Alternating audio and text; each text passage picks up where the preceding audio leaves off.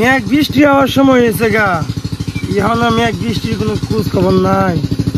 আমি ফসল করছি, ফসলের অবস্থা খুব বেশি একটা ভালো না, কারণ মেঘ বৃষ্টি আইলাছে একটু ভালোই তো, গাছের ফল ফলা দিয়েও নষ্ট হয়ে পড়তেছে।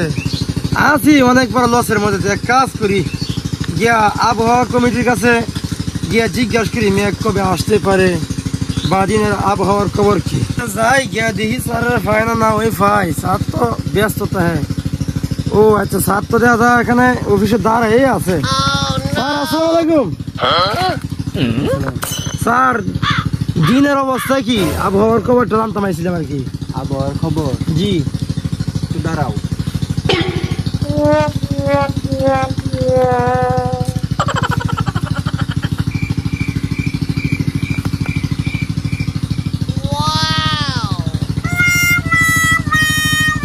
হ্যাঁ চাচা, আবহাওয়া খবর তো খুবই ভালো।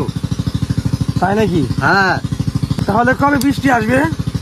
বৃষ্টি আল্লাহ রহমতে সামনে বছরের ভিতরে বৃষ্টি হওয়ার সম্ভাবনা আছে 100-তে 100।